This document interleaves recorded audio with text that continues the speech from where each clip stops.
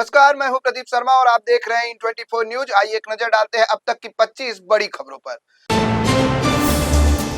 मुंबई के कांदिवली में शराब के नशे में रिक्शे पर स्टंट करने वाले भूषण बांदेकर की हुई मौत। स्टंट के दौरान सड़क के किनारे खड़े एक टेम्पो से टकराने की वजह से गई युवक की जान। घटना की सूचना मिलने के बाद मौके पर पहुंची पुलिस कर रही है मामले की जांच।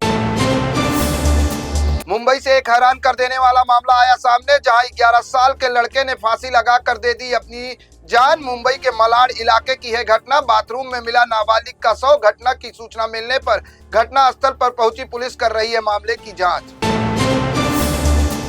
शिवसेना के वरिष्ठ नेता सतीश चंद्र प्रधान का हुआ निधन। पूर्व राज्यसभा सदस्य सतीश चंद्र ने 1966 में बाल ठाकरे के साथ मिलकर शिवसेना के गठन में निभाई थी अहम भूमिका। उन्होंने ठाणे जिले में पार्टी संगठन का किया था विस्तार।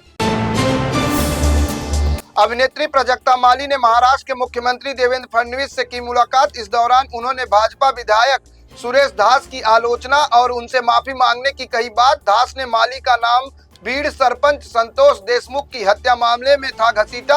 माली ने इस आपत्तिजनक बताते हुए कहा, महिलाओं को खासकर कलाकारों को नहीं बनाना चाहिए निशाना।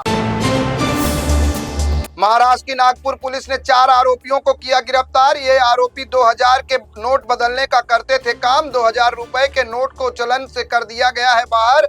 मामले का खुलासा हुआ तब जब पुलिस की टीम ने मूंगफली बेचने वाले एक शख्स के घर पर मारा छापा।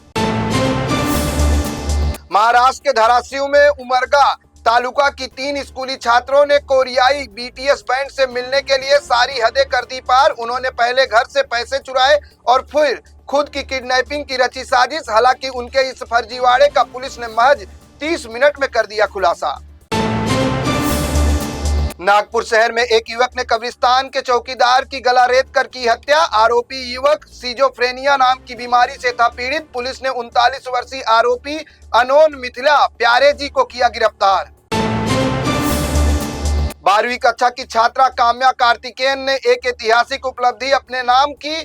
काम्या ने अपनी प्रतिभा का मनवाया लोहा। काम्या कार्तिकेयन ने 7 महाद्वीपों की 7 सबसे बड़ी ऊंची चोटियों पर की चढ़ाई।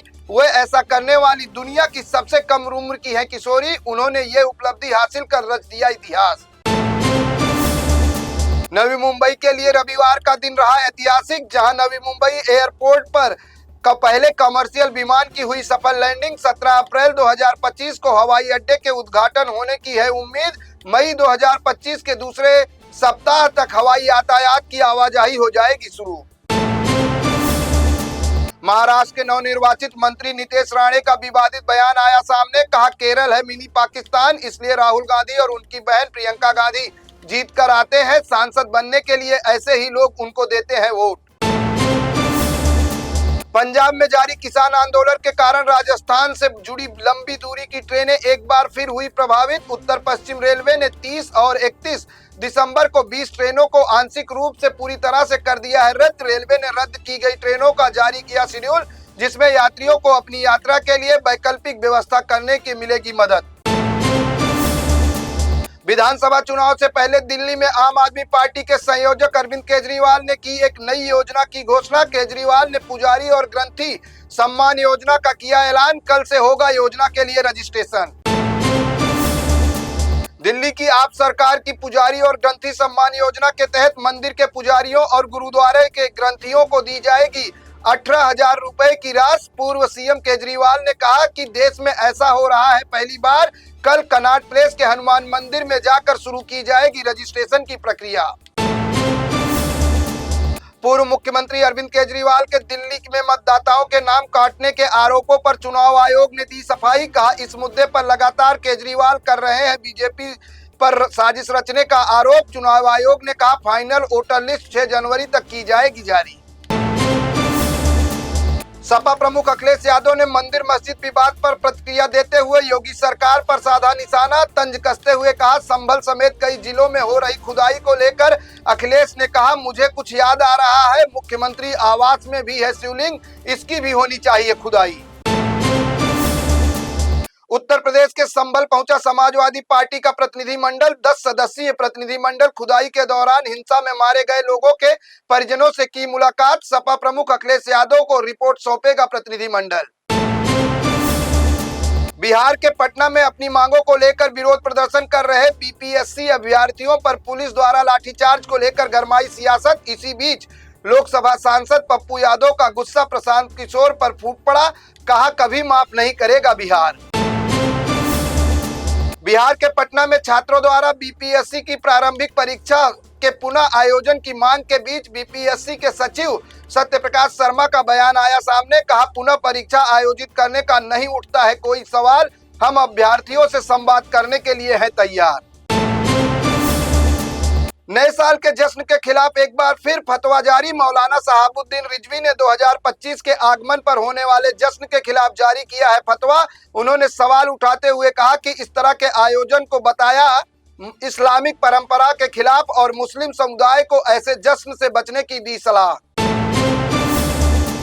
ऑल इंडिया मुस्लिम जमात द्वारा जारी फतवा में कहा गया है कि नए साल का जश्न मनाना न केवल धार्मिक दृष्टि से है गलत, बल्कि यह समय की बर्बादी और दिखावे का है हिस्सा।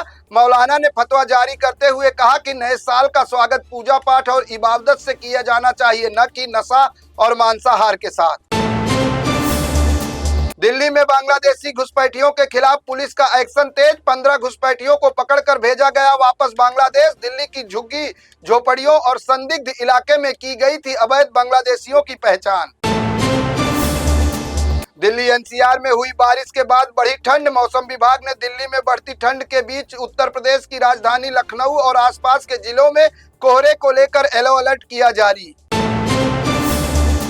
समाजवादी पार्टी के डेलीगेशन ने संभल हिंसा के पीड़ितों से की मुलाकात। उन्हें पार्टी की ओर से 5-5 लाख रुपए के सौंपे चेक। विधानसभा में नेता प्रतिपक्ष माता प्रसाद पांडे की अगुवाई में यह डेलीगेशन गया था संभल। मेलबर्न टेस्ट में टीम इंडिया को मिली करारी हार। 155 रनों पर सिमट गई भारतीय टीम। भारत को जीत के लिए मिला था 340 रनों का टारगेट। हार के चलते भारतीय टीम सीरीज में 1-2 से हुई पीछे। भारत की ओर से यशस्वी जायसवाल ने खेली 84 रनों की पारी। बीजेपी नेता अमित मालवीय ने कांग्रेस पार्टी और राहुल गांधी को लेकर दिया बड़ा बयान। कहा मनमोहन सिंह के निधन पर शोक के बीच राहुल गांधी गए विदेश। राहुल गांधी नया साल मनाने के लिए गए हैं वियतनाम। राहुल गांधी ने डॉक्टर मनमोहन सिंह की मृत्यु का किया है राजनीतिकरण। मेरे साथ बस इतना ही। अन्य ताजा तरीन खबरों के लिए देखते रहें इन 24 न्यूज। मुझे और मेरी पूरी टीम को दे इजाजत। नमस्कार।